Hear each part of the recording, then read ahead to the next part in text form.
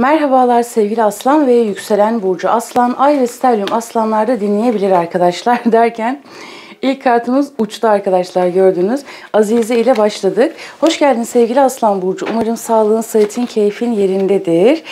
Dünya kartı şimdi sevgili Aslan burcu ve ilham ası. Burada ben çok önemli ve güçlü bir değişim görüyorum Aslan burcu. Nasıl bir şey bu? Sanki geçtiğimiz süreçlerde bir türlü anlam veremediğin, aynı zamanda mana aleminde çok fazla dolaştığın bir süreç içerisinde olmuş olabilirsin. Fakat bazılarınız tam da o süreye geçiyor gibi. Yani burada enteresan bir etki çıkmış ki. Şimdi bu nasıl bir şey? Bu kartları daha önce hiç bir arada görmedim arkadaşlar. O yüzden şu an çok şaşırdım açıkçası. Bir kart daha alacağım bakalım. Duygu altılısı. Şimdi sevgili Aslan burcu, bu önümüzdeki süreçlerde gerçekten çok hassas olabileceğin bir süreç olabilir senin için. Sanki bir şeyler senin elinde olmadan bir şeyler seni durdurmuş gibi. Bir şeyler seni tutmuş gibi. Geçtiğimiz süreçler çok sancılı ve çok sıkıntılı geçmiş olabilir. Aynı zamanda şu an resmen sistem sana diyor ki birazcık dur, birazcık dinlen, birazcık bekle ve birazcık mana aleminde yoğrulman gerekiyor. Çünkü hani çok sevdiğim bir söz var ya, zaman zaman söylüyorum. Hamdım, piştim, yandım, oldum. Böyle bir süreç var sevgili Aslan burcu. Sonra madde alemine ayaklarını basacaksın. İlham üstüne ilham gelecek diyor. Şimdi burada iç sesin çok yüksek olacak, bu bir. Hislerin o kadar yüksek olacak ki özellikle geçtiğimiz süreçlerde yaşadığın sıkıntılar, yaşadığın zorluklar, tam düzeldi derken olmayan şeyler, bir türlü anlamlandıramadın. Hani böyle görünmez bir el var sanki, bir şeyleri kontrol edemiyorum deme noktasından. Burada neyin seni durdurduğunu fark edebilirsin. Ve bu yaşadığın sıkıntılar sende gerçekten gözlem yeteneğini çok arttıracak sevgili Aslan burcu. Şu an bile onu fark ediyor olabilirsin. Gördüğün rüyalar, aldığın mesajlar, işaretler, içsel olarak, hissel olarak o kadar böyle bir derin bir bilgeliğe ulaşabilirsin ki aslında bu çok güzel bir şey. Çünkü diyor ki mana alemindesin, olmaya doğru gidiyorsun. Büyük bir olgunluk içerisindesin. Sonra böyle hani dünyada olup biten şeylerin aslında ne kadar basit, ne kadar yapay olduğunu da fark edebilirsin. Hani burada çok böyle net bir şey söyleyemiyorum. Herkesin bireysel süreçleri çok farklıdır, farkındalığı çok farklıdır. Ama burada aynı zamanda ödüllendirilmek var.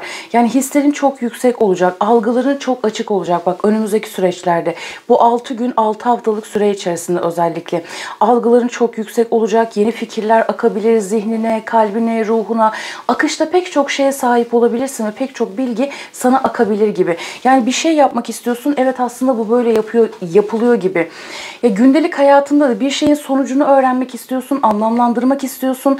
Evet, aslında bu böyleymiş gibi. Bakın akışlar gelecek diyor. İlhamlar gelecek diyor sevgili Aslan burcu. Geçmiş, bugün, gelecek, geçmişteki eksiklerin, yarım kalan işlerin, düşüncelerin, duyguların, hani böyle her şeyi yeniden yoğurabileceğim bir süreç olacak. O kadar tatlı enerjiler geldi ki arkadaşlar. İlham üstüne ilham gelecek sevgili Aslan burcu.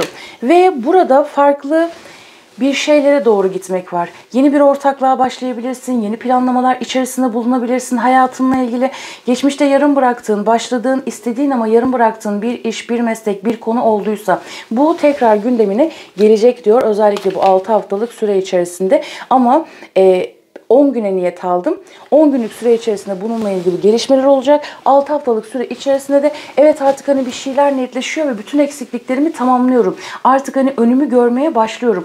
Artık hani o krallığımı, imparatorluğumu ilan ediyorum dediğim bir durum olacak. Ve burada arkadaşlar güçlü biriyle yapabileceğiniz ortaklık söz konusu. Evet, bakın. Güçlü biriyle yapabileceğiniz bir ortaklık söz konusu. Baba, kardeş, bir patron figürü, bir müşteri, devletle alakalı işleri olan herhangi biri olabilir. Güçlü birileriyle yapacağınız bir ortaklık ve alacağın destekler söz konusu. Aynı zamanda bu zaman zarfında kapanmamış eski defterler varsa bunlar da kapanabilir sevgili Aslan burcu. Ve burada grup ve ekip çalışmalarından bahsediyor. Yani sen bu 10 günlük süre içerisinde bir kutlama yapacaksın ama yine önümüzdeki 3 gün ve 6 haftalık süreç çok ama çok önemli olacak. Hani sanki şöyle bir şey var. Öncesinde bir şeyler konuşuluyor, planlanıyor. Sonra 3 hafta içerisinde artık yola koyuluyorsunuz ve yapmaya başlıyorsunuz gibi. Arkadaşlar böyle bir etki aktı. Yani güçlü biriyle yapılacak olan çok güzel bir görüşme, çok güzel bir destek, çok güzel bir anlaşmadan bahsetti. Hayır, o benim diyorsan tabii bu enerji sen olarak da çalışabilir. Kendi imparatorluğunu kurma noktasına doğru geçiş yapacaksın Aslan burcu.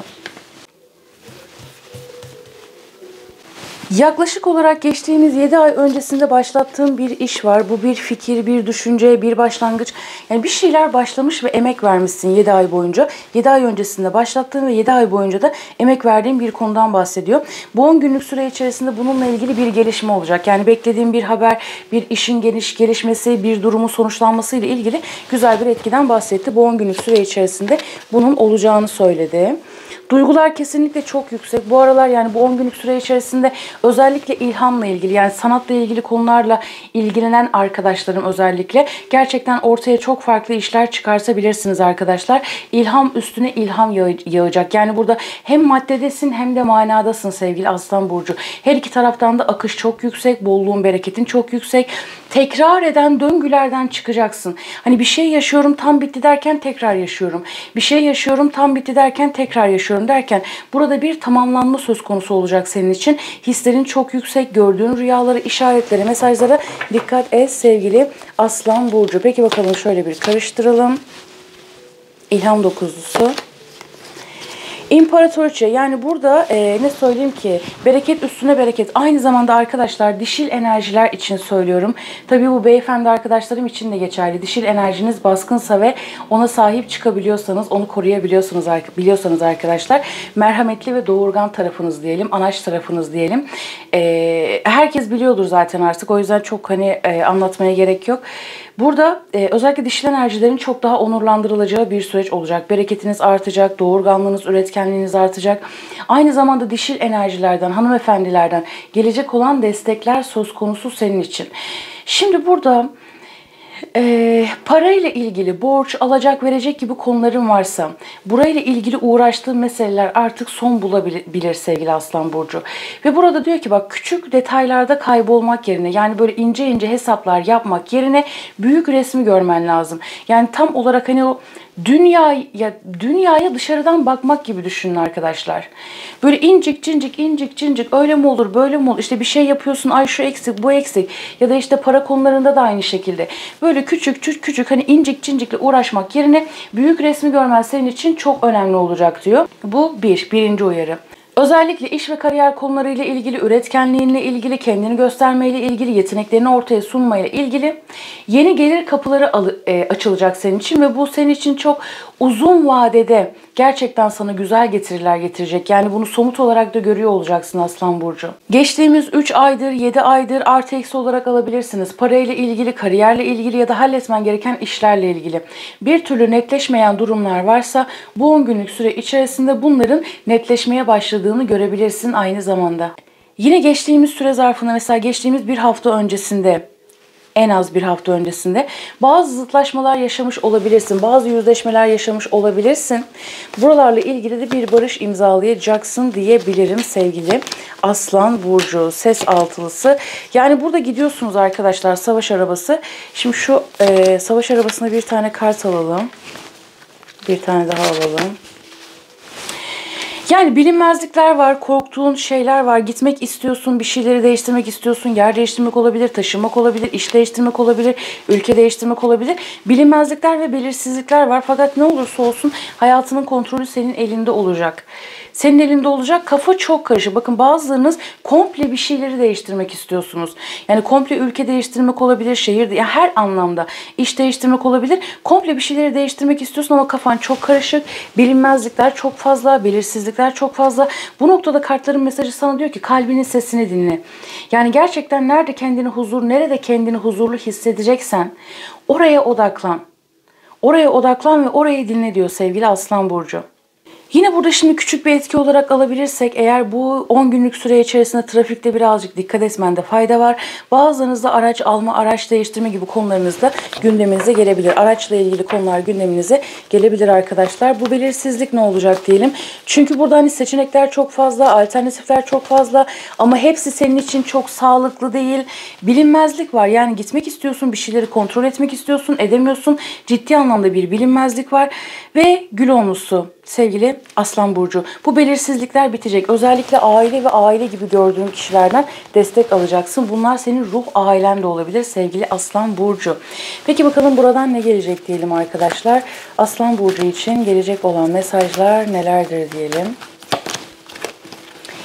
Bilgelik kaynağı. Zaten o akış gelecek, bilgi gelecek demiştik. Yani bununla ilgili mesajı en başta almıştık. İçsel bilgi, sezgi ve aydınlanma. Bakın ne kadar güzel. Aydınlanma yaşayacaksın pek çok konuyla ilgili. İletişimin kapısı, açık iletişim, anlaşma, ifade. Bu süre zarfında 10 günlük süre içerisinde halletmen gereken her türlü işlerinde açık iletişim kullanmak senin için çok sağlıklı olacak diyor.